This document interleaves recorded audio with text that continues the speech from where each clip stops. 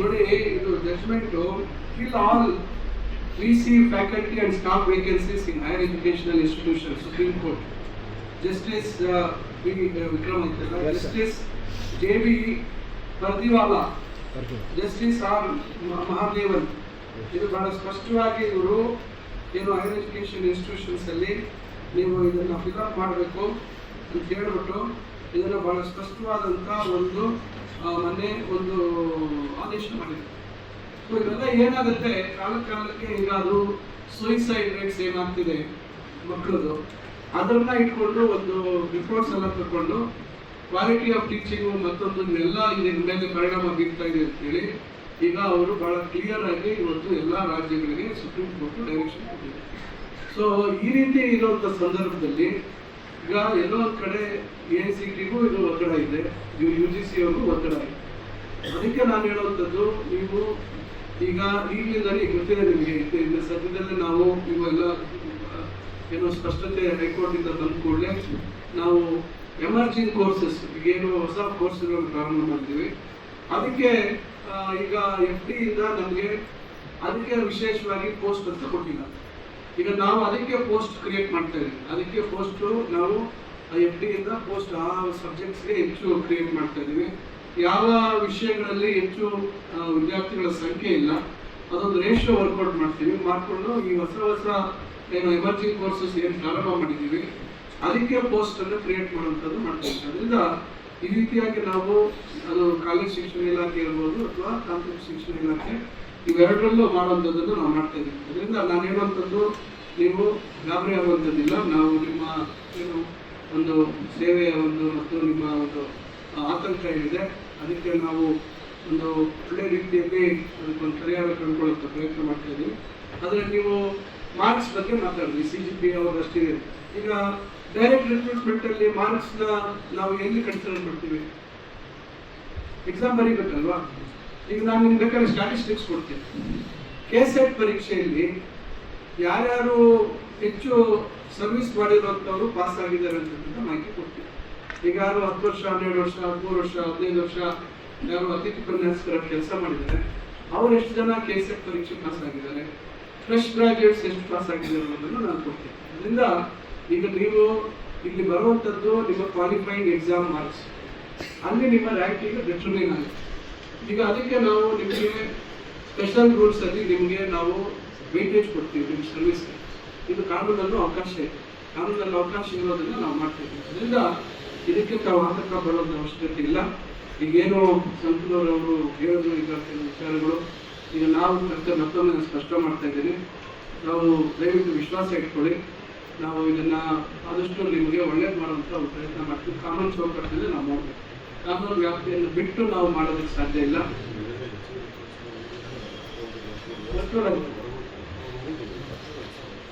ಅದಕ್ಕೆ ನಾನು ಹೇಳ್ತಾ ಇರೋದು, ನಾವೀಗ ನಿಮ್ಗೆ ಅದು ಲಿಸ್ಟ್ ನಾನು ನಿಮಗೆ ಗೊತ್ತಿಲ್ಲ ಕೊಡ್ತೀರೋ ಅದಕ್ಕೆ ಅಪ್ರೂವ್ ಆದ್ಮೇಲೆ ಹೇಳ್ತೀನಿ ಎಷ್ಟು ಕಾಲೇಜುಗಳಲ್ಲಿ ಎಷ್ಟೆಷ್ಟು ಕೋರ್ಸ್ ಆ್ಯಡ್ ಮಾಡ್ತೀವಿ. ನಾವು ಈಗ ಹೊಸ ಕಾಲೇಜುಗಳು ಸ್ಟಾರ್ಟ್ ಆಗಿದೆ. ಹೊಸ ಕಾಲೇಜುಗಳು ಈಗ ಸುಮಾರು 7 ಕಾಲೇಜ್ ಸ್ಟಾರ್ಟ್ ಮಾಡ್ತೀವಿ. 7 ಪಾಲಿಟೆಕ್ನಿಕ್ ಸ್ಟಾರ್ಟ್ ಮಾಡ್ತೀವಿ ಈ ವರ್ಷ. 6-7 ಪಾಲಿಟೆಕ್ನಿಕ್ ಸ್ಟಾರ್ಟ್ ಮಾಡ್ತಾ ಇದ್ದೀವಿ. ಮತ್ತು ಭಾಳಷ್ಟು ಸುಧಾರಣೆ ತರುವಂಥ ಪ್ರಯತ್ನ ಮಾಡ್ತಾ ಇದ್ದೀವಿ. ADB ಲೋನಲ್ಲಿ ಇರ್ತದೆ ಆ ಕಾಲೇಜಿಗೆ ADB ಕೆಲವು ಕಾಲೇಜ್ ಬಂದಿತ್ತು, ಇವೆಲ್ಲ ADB ಇದೆಲ್ಲ ಮಾಡ್ತಾ ಇದ್ದೀವಿ. ಈಗ ಕಾಲೇಜ್ ಶಿಕ್ಷಣ ಇಲಾಖೆ ಅತಿಥಿ ಉಪನ್ಯಾಸಕರು ಯಾರು ಇವತ್ತು UGC ನಾನ್ ಕ್ವಾಲಿಫೈಡ್ ಬಂದಿದ್ದಾರೆ ಅವ್ರಿಗೂ ಏನೋ ಒಂದು ಪರಿಹಾರ ಹುಡುಕಿದೆ. ಅದಕ್ಕೆ ನಾನು ಸ್ವಲ್ಪ ಕೆಲವು ವಿಚಾರ ಎಲ್ಲ ಹೇಳಲಿಕ್ಕೆ ಆಗೋದಿಲ್ಲ ಇಲ್ಲಿ. ಅವ್ರಿಗೂ ನಾವೇನೋ ಗೌರವಿತವಾಗಿ ಅವ್ರಿಗೂ ಒಂದು ಜೀವನ ಕಟ್ಕೊಳ್ಳಿಕ್ಕೆ ಅವ್ರಿಗೂ ಒಂದೇನೋ ದಾರಿ ಮಾನವೋಪಯೋಗವನ್ನು ಹುಡುಕಿದ್ದೀವಿ.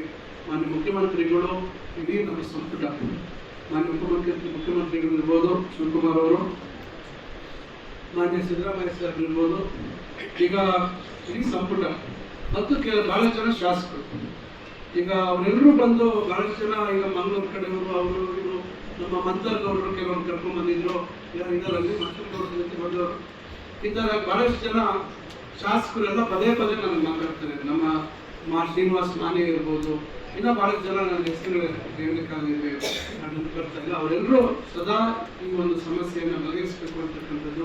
ಅದರಿಂದ ಎಲ್ಲರ ಸಹಕಾರ, ಸಂಪುಟದಲ್ಲಿ ಎಲ್ಲ ಸಚಿವರು ಇದಕ್ಕೆ ನಾನು ಈ ಪ್ರಸ್ತಾವನೆಯನ್ನು ಏನೋ ಮುಂದೆ ಇಟ್ಟಾಗ ಕೆಲವು ವಿಚಾರಗಳು ಎಲ್ಲರೂ ಬಹಳ ಅದಕ್ಕೆ ಸಹಮತವನ್ನು ವ್ಯಕ್ತಪಡಿಸುವಂಥದ್ದು, ಇಲ್ಲ ಅದು ಮಾಡಲೇಬೇಕು ಅಂತೇಳಿ ಮಾನ್ಯ ಮುಖ್ಯಮಂತ್ರಿಗಳಿಗೆ ಹೇಳುವಂಥದ್ದು ಇವೆಲ್ಲ ಮಾಡಿದ್ದಾರೆ. ಅದರಿಂದ ನಾವೆಲ್ಲರೂ ಅದಕ್ಕೆ ಬದ್ಧವಾಗಿದ್ದೀವಿ. ಖಂಡಿತ ಇದಕ್ಕೆ ನಿಮಗೆ ಒಳ್ಳೆಯದಾಗುವ ರೀತಿಯಲ್ಲಿ ನಾವು ಕ್ರಮ ತೆಗೆದುಕೊಳ್ತೀವಿ.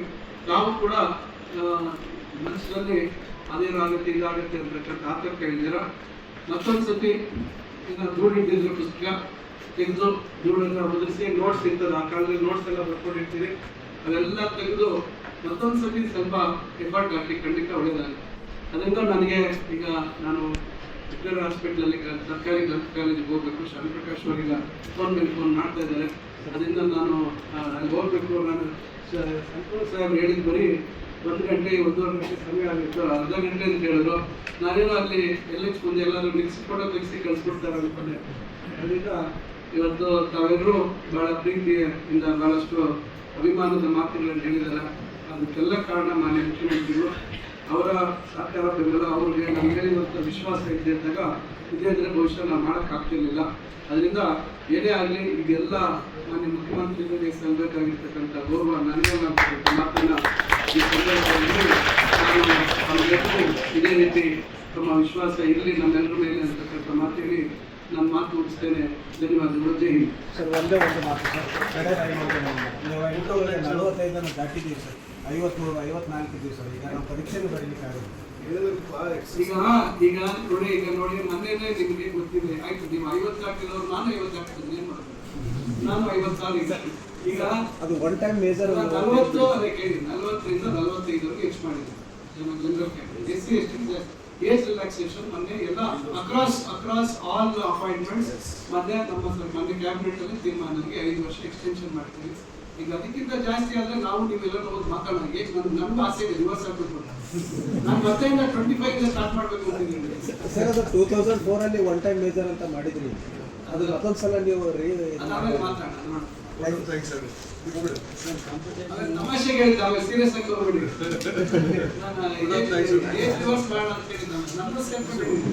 ತಮ್ಮ ಅಮೂಲ್ಯವಾದ ಸಮಯವನ್ನು ಮೀಸಲಿಟ್ಟು ನಮ್ಮ ನಡುವೆ ಆಗಮಿಸಿ ನಿಮ್ಮ ಮಾರ್ಗದರ್ಶನ ನೀಡಿದ್ದಕ್ಕೆ